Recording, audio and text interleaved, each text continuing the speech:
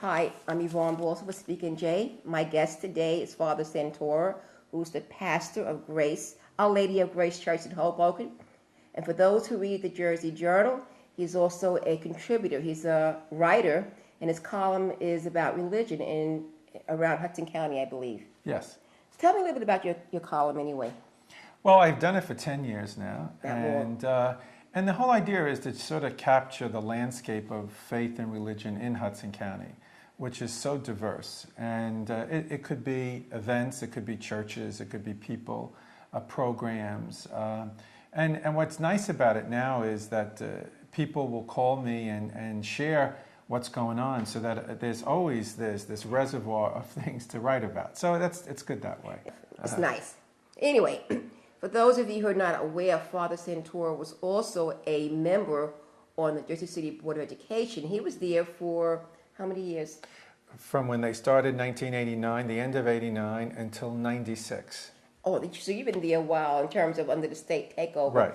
What can you tell us about the Board of Ed in terms of the money under the state? Because we were paying a minimum amount of money. So, a little bit of your insight. Well, I think one of the problems is that they're awash in money. They always say they don't have enough money, but one of the tasks that a board member had under state takeover was to review all of their expenses every month.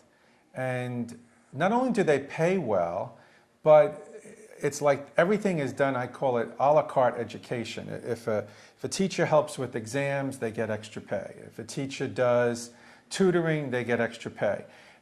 A lot of things that most schools would take for granted because it's part of what you do, they would pay them extra. So they really have so much money, and they have made our budget, it's exploded to where we're almost three-quarters of $1 billion. Yeah, it's effectively $630 million, and well, I think what's going to happen, little by little, the state's going to throw it back to Jersey City, because they're not going to be able to continue at that rate of inflation to cover those costs. So, and the sad thing is, through all of this, the city has had hardly any say in how they spend their money. one of the things I find very interesting is that I called you because I saw your article about St. Francis Academy in Union City.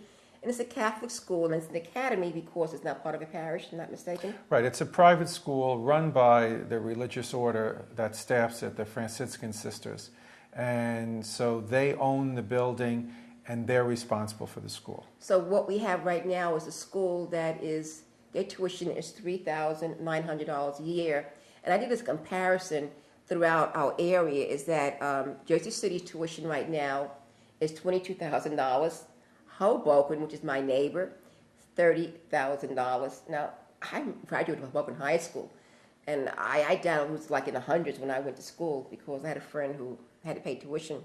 And then I found the small little community in Lock Harbor in the shore, and they're now being assessed, like $66,000. I want to say that today, education is now the new religion, because it's going to save souls by spending us, into the poorhouse. So you have a little competition there. But why do you think we were having this problem with an arbitrary expense? Because to me, the children in St. Francis Academy, their diplomas are just as valid as anyone else's for a fraction amount of money. Right, but I think it's the staff expenses, the administrator expenses. They keep creating more administrators, and they pay them high salaries. So really, that eats up most of the expenses in the public education. And they keep saying that there is a need for more money, and when they give them more money, they create more positions. So I think if we look at the Catholic schools or some of the private schools where their administrative costs are to the bone, and they put their emphasis on instruction, I think that's the difference. The public schools have all these administrators earning these enormous salaries, far greater than the classroom teacher. And as a result, that eats up a lot of the budget. What I can't really understand is that how come the levels in terms of the scores are just still, in the bottom? Well, in defense of the public school is that they do have to take anybody and everybody. And that's good, that anyone can get a decent education. I think they have challenges beyond the classroom. For you have children who come from perhaps homes where there has been little education. There may be poverty, there may be other issues. And so I think that works against children learning as well as they could in an environment where there's a choice to go to that school. St. Francis Academy has 265 students. It's very small. It's ideal that way.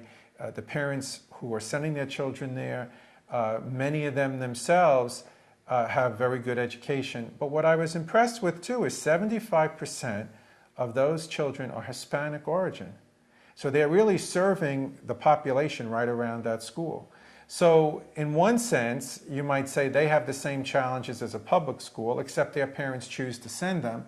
And not all of them, but many of them have the means to do that.